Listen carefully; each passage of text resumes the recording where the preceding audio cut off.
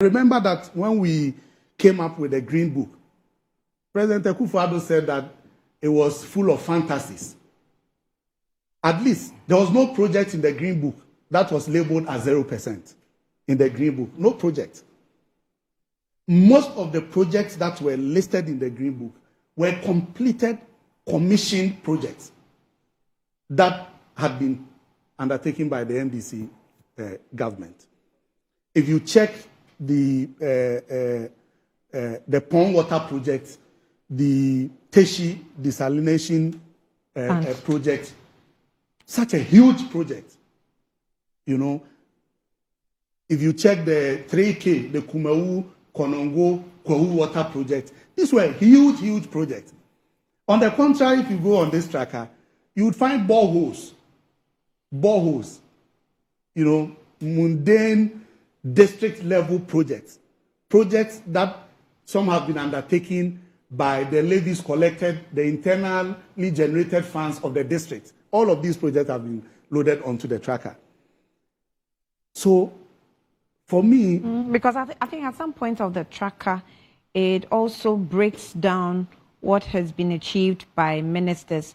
I'm sure there should be a part where it tells you what has been done by local assembly, maybe. I don't know. But it also gives you achievements of ministers. So you see, when you talk about, in governance, generally, when you talk about the achievement of government as the executive, people want to see very significant, huge projects that makes impact in the lives of the people.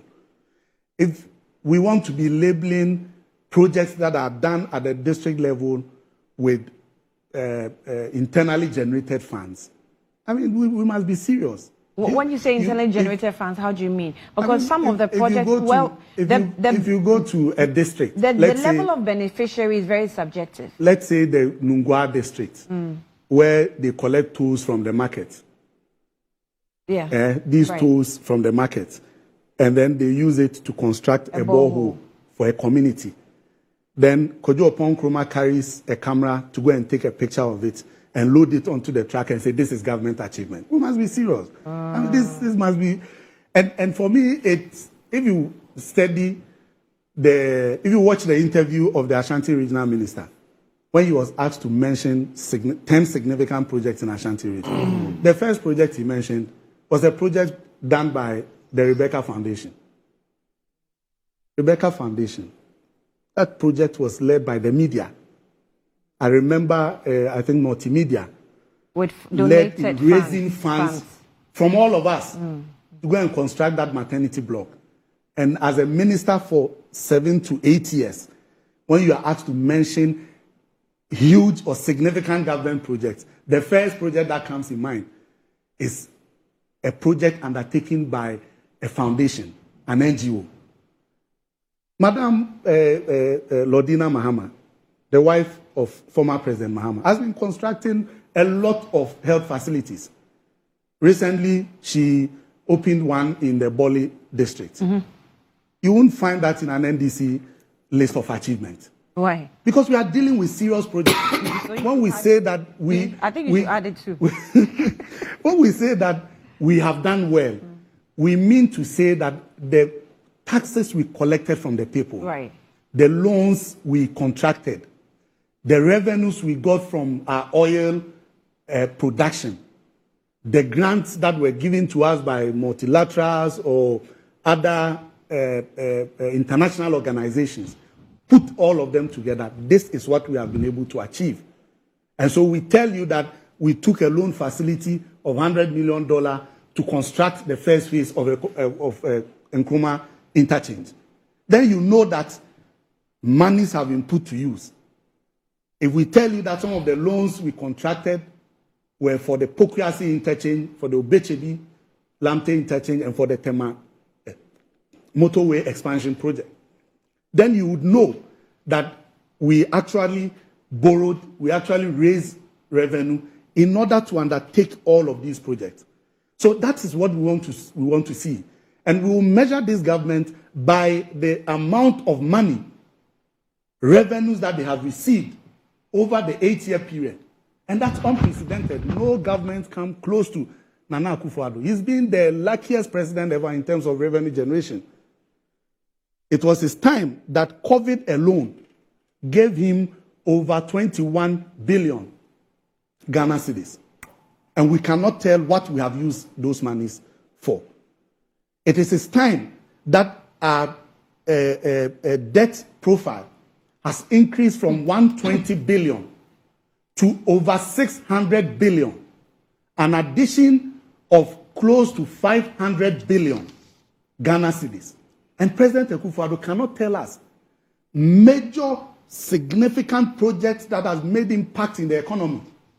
If we constructed the Terminal 3 project, which is by far one of the best terminals on the continent, if we took loan from China to construct the gas processing plant in Atuabo, which has created employment, which is saving Ghana a lot of foreign exchange that we would have used to import gas into this country, then you would notice that, look, we have really invested these funds. If you go and check on the tracker and point on factories, you know, they have various headings. If you check on the factories, you would notice that all of the factories, I don't know a single one, that is fully 100% government-funded factory. I can't point to one. Primarily private sector factories, some of whom had already constructed their factories, they were working, they needed monies for expansion. But government already, some of them, government only. The one district, one factory policy is supposed to be a PPP agreement. It doesn't matter the objective. So if it reports on some of the factories that are private sector factories, and then it has been able to revive or support it to revive. I mean, so you cannot tell us that the 500 billion you have added to our debt portfolio, you can't point to us one factory built by government. Okay. And if less than 120 billion, NDC can point to the Atuabo gas processing factory. NDC can point to the Commander Sugar factory.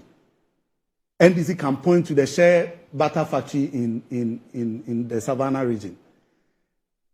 So it's not just about the objective. It's about what you have used the money to achieve. That is what we want to really see as your performance. But generally, I would say that how would this performance tracker deal with doomsday?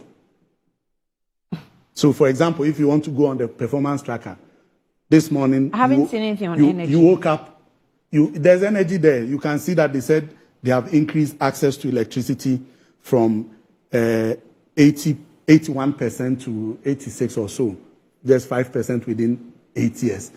If you check the rates, you would find that per annum they were doing 0.8, while the NDC was doing 3% from 2009 to 2016 when we left office.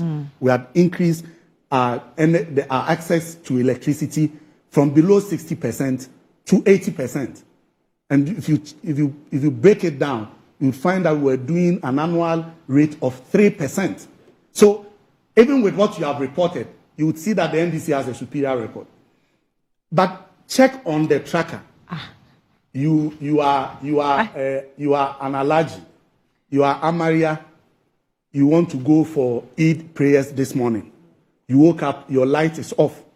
You can't iron your jalabia to go. And then they tell you to go and check the tracker. What would that tracker do for you? And you check the tracker, you cannot see any performance of the NPP in terms of energy. No serious indicator to even tell you what they have done in terms of our energy sector. They have not added a single megawatt of electricity generation to our installed capacity as we have. They have not done. They have used ESLA to go for a loan and collateralize it for more than 15 years. They can't have money to pay for fuel for our thermal plants. So what's the performance about? So I'm on the Ministry of Energy, and I think the first interface, well, I went to the Performance Tracker Ministries.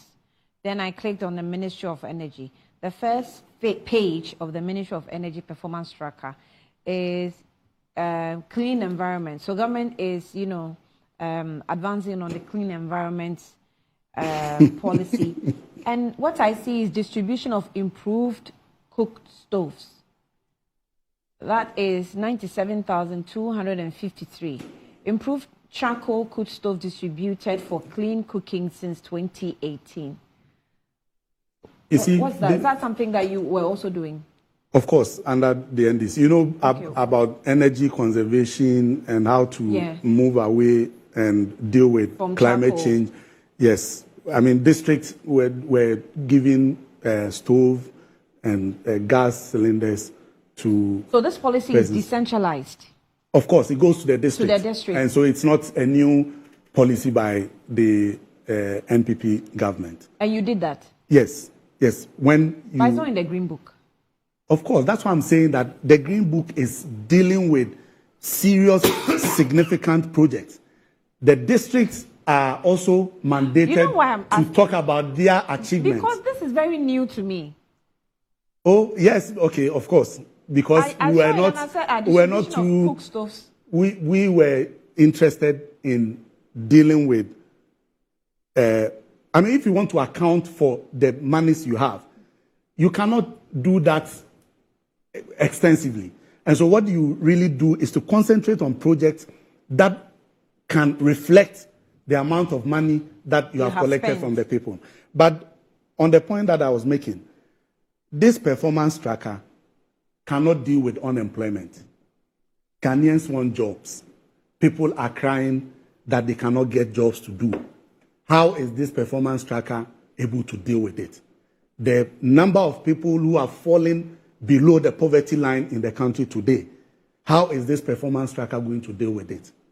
How is this performance tracker going to reduce the e-levy tax or even abolish it? Okay. How is it going to remove the betting tax and allow boys to have their own space and enjoy the benefits they have from betting?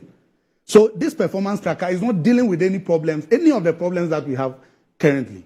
And so for me, we should put the performance tracker aside and go back to the basics. Government must address the problems that faces this country. They cannot run away from it. President Akufo-Addo and Mahamudu Bawumia cannot postpone their responsibilities and tell us that even though you are paying for e-levy today, when you vote for us in 2025, we are going to scrap it. Scrap it now. We want to see a tracker that deals with removing taxes, a tracker that deals with creating employment for people to do, a tracker that will give us a solution to the businesses that have collapsed and those that are on their way collapsing. That is what we want to see. And that is what is going to be the basis for Ghanaians to vote. We are not going to be hoodwinked by these creation of digital platforms, populate it with non-existent projects and write projects that are 0%, even on all of on these digital platforms. Right. So the bottom line is that we are going into an election. We are going to measure you on how much you have received and what you have used the monies for. We are going to measure you on the number of businesses that have been collapsing, those that have collapsed, the poverty in this country, the corruption, the unemployment. These are the issues that are going to drive the minds of the people. Right. Against the very fantastic ideas that President Mahama is bringing up. For example, the 24-hour economic policy that is going to address the issues of job. Because if we have a three-shift system where people can work in the morning, can work in the afternoon or during the day, and can work over the night, as GUTA has endorsed it, TUC has endorsed it, That is what is going to address the unemployment issue. And that is what Ghanaians are going to base on to vote. And many of the polls that have come point to that direction, that Ghanaians have accepted the 24-hour economic policy compared to any other that has been espoused by any of the presidential candidates.